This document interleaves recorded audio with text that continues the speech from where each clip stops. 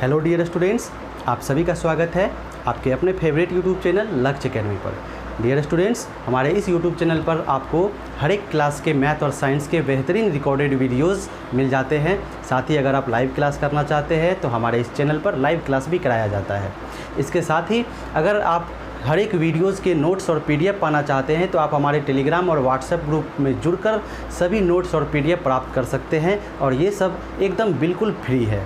तो फिर देर किस बात की है, अभी हमारे YouTube चैनल को सब्सक्राइब कर ले, साथ ही बेल आइकन को ज़रूर दबा दें ताकि हर एक वीडियो की नोटिफिकेशन आपको बिल्कुल समय पर मिल सके। तो चलिए शुरू करते हैं आज के इस वीडियो में हम लोग देखने वाले हैं मैकेनिज़्म ऑफ ब्रीदिंग या एक्सटर्नल रेस्पिरेशन।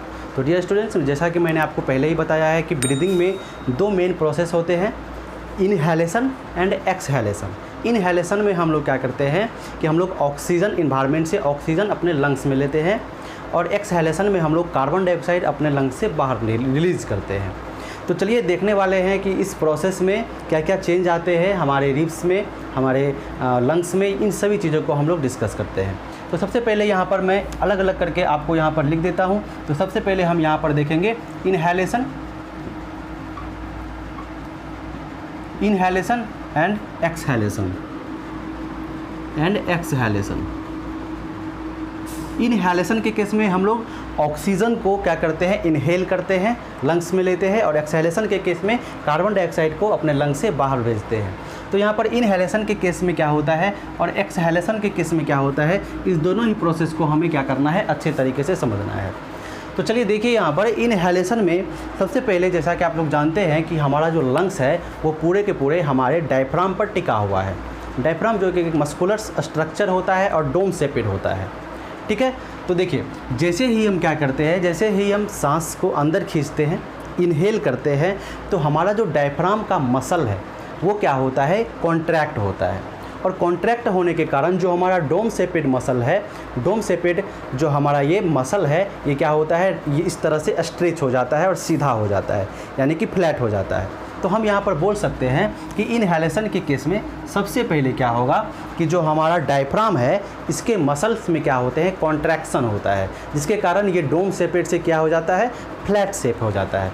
तो हम बोलेंगे यहाँ पर इनहेलेशन के केस में बोल सकते हैं कि सबसे पहले क्या होगा कि मसल ऑफ डायफ्राम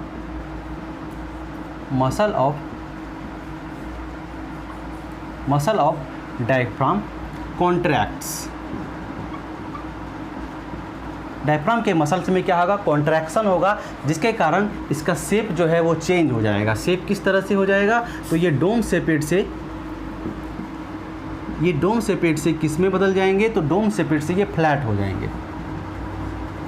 ओके, जब ये डोम शेपेड से जब ये फ्लैट हो जाएगा तो इसके कारण कुछ खास तरह के चेंज आएंगे। कौन सी चेंज आएंगे, तो जो हमारा रिब्स है, ठीक है, जो हमारा रिब्स है, इस रिब्स में मूवमेंट देखा जाएगा, और ये मूवमेंट दो तरह के होंगे, upward movement and outward movement. Upward movement and outward movement कहने का मतलब ये ऊपर भी आएगा और आगे भी जाएगा, है ना, ऊपर भी आ रहा है और आगे भी जा रहा है, that is upward movement and outward movement. तो यहाँ से हम लिख सकते हैं कि हमारा जो डोम शेपेड क्या था, डोम शेपेड जो हमारा यहाँ पर डायफ्राम था वो अब सीधा हो चुका है, जिसके कारण जो हमारे रिब्स हैं वो अपवार्ड जा रहे हैं और आउटवार्ड जा रहे हैं। तो हम यहाँ लिख सकते हैं कि ribs moves upward and outward. तो जब हमारा रिब्स क्या होगा, ऊपर जाएगा और आगे की ओर जाएगा, आउटवार्ड जाएगा, तो इससे क्या होगा कि हमारा जो वॉल्यूम है, ठीक है, रिब्स केज के अंदर जो वॉल्यूम है, पूरे के पूरे वॉल्यूम क्या हो जाएगी, बढ़ जाएगी। ओके, तो volume of ribs cage increases. तो जब रिब्स केज की वॉल्यूम बढ़ेगी तो हमारा लंग्स, क्योंकि क्या होता है, स्पॉन्जी होता है, वो साइज उसका बदलता है।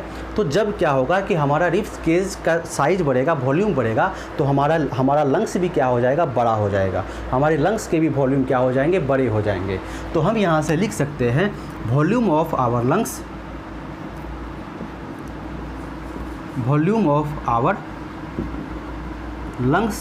Increases. Volume of our lungs increases. Lungs के वॉल्यूम क्या हो जाएंगे, बढ़ जाएंगे, क्योंकि यहाँ पर क्या हो रहा है कि रिब्स केज की वॉल्यूम बढ़ रही है, थोड़ी सी कैविटी की वॉल्यूम बढ़ रही है।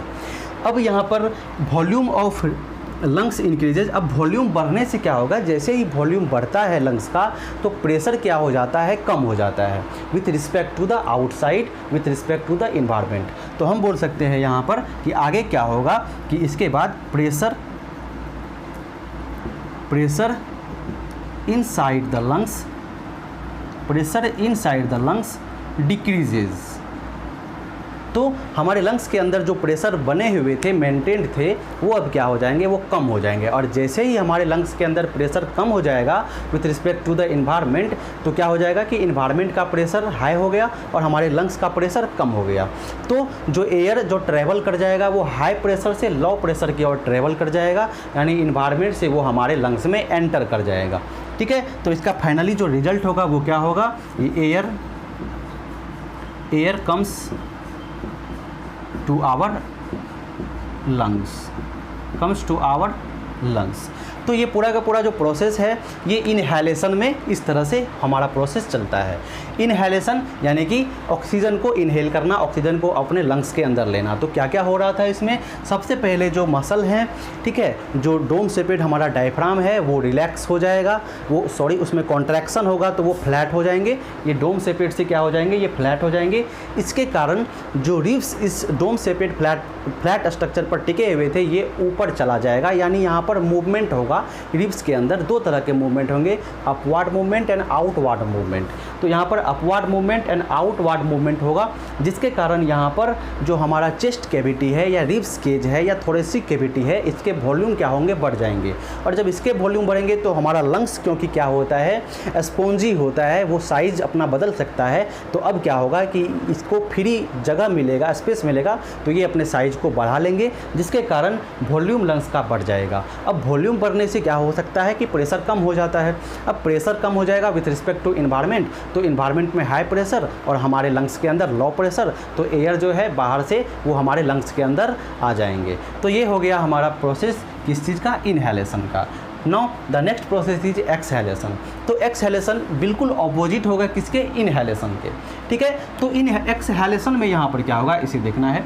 तो जो हमारा अभी ये फ्लैट हो चुका है डायफ्राम, वो फिर से क्या हो जाएगा, वो अपने ओरिजिनल शेप में आ जाएगा। तो मसल ऑफ डायफ्राम यहाँ कॉन्ट्रैक्ट हो रहा था, तो मसल ऑफ डायफ्राम अब क्या होगा, रिलैक्स करेगा। तो हम बोल सकते हैं नाउ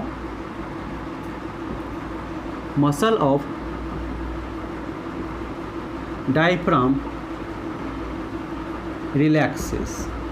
तो जैसे ही हमारे डायफ्राम के मसल्स रिलैक्स करेंगे तो जो डोम शेपेड से ये अपने नए शेप में आ गए थे, फ्लैट शेप में, अब ये फिर से अपने ओरिजिनल शेप में आ जाएंगे। इट मीन्स यहाँ पर क्या हो जाएगा कि ये फ्लैट शेप से किस में आ जाएंगे, तो ये डोम शेपेड में आ जाएंगे। ठीक है, और ये डोम शेप क्या है, ये ओरिजिनल शेप होता है हमारे डायफ्राम का। ये फ्लैट हो गया और ये डोम शेपेड हो गया। क्लियर हो गया। अब जैसे ही ये क्या होंगे, फ्लैट से डोम शेपेड होंगे, अपने ओरिजिनल शेप में आएंगे, तो जो रिब्स है उनका मूवमेंट होने लगेगा। किस तरह का मूवमेंट, तो रिब्स जो है वो नीचे अपने ओरिजिनल पोजीशन पर आएंगे, साथ ही वो इनवर्ड आएंगे, अंदर की ओर आएंगे। तो मूवमेंट क्या होगा, कुछ इस तरह का मूवमेंट होगा। ठीक है ना, कुछ इस तरह का मूवमेंट होगा, ऊपर से नीचे और अंदर की ओर। तो हम यहाँ पर बोल सकते हैं द नेक्स्ट पॉइंट कि रिब्स मूव्स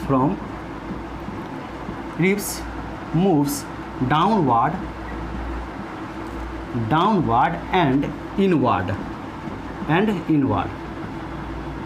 ठीक है, तो जो रिब्स है वो नीचे आएंगे और अंदर की ओर आएंगे। अब इसके कारण क्या होगा कि जो थोरेसिक कैविटी बढ़ गया था वो थोरेसिक कैविटी फिर से घट जाएंगे, यानी अपने ओरिजिनल कैविटी में स्पेस में आ जाएंगे। तो अपन यहाँ से बोल सकते हैं, क्या बोल सकते हैं कि volume of our lungs decreases, volume of our lungs decreases. तो यहाँ से लंग्स की जो वॉल्यूम है वो क्या हो जाएगी, वापस अपने ओरिजिनल शेप में आ जाएगी, यानी लंग्स का वॉल्यूम फिर से क्या हो जाएगा, कम हो जाएगा। अब वॉल्यूम लंग्स के कम हो गए तो प्रेशर क्या होंगे, लंग्स में बढ़ जाएंगे। तो हम यहाँ से क्या बोल सकते हैं, pressure inside the lungs increases, pressure inside the lungs increases. अब हमारे अंदर यानी कि हमारे लंग्स का प्रेशर क्या हो गया, वो बढ़ गया। ठीक है, हमारे लंग्स के अंदर का जो प्रेशर है वो क्या हो गया, बढ़ गया। अब now the pressure inside our lungs is more than the pressure from outside. तो हमारे लंग्स का जो प्रेशर है वो हाई हो गया हमारे इन्वायरमेंट के रिस्पेक्ट में। तो इस केस में क्या होगा कि हाई प्रेशर से लो प्रेशर की ओर कार्बन डाइऑक्साइड रिलीज होंगे। तो यहाँ पर क्या होगा, finally air goes outside, air goes outside from lungs. ठीक है, एयर मीन्स कार्बन डाइऑक्साइड। ठीक है, तो प्रेशर लंग्स के अंदर ज़्यादा हो गए, बाहर कम हो गए। तो हाई प्रेशर से लो प्रेशर की ओर ये एयर जो है, कार्बन डाइऑक्साइड जो है हमारे बॉडी से बाहर निकल जाएगा। That's all about the breathing. अगर आपको ये वीडियो अच्छा लगा होगा तो वीडियो को लाइक ज़रूर कर लीजिएगा और हमारे चैनल को सब्सक्राइब जरूर कर लीजिएगा। मिलते हैं फिर से नेक्स्ट वीडियो में।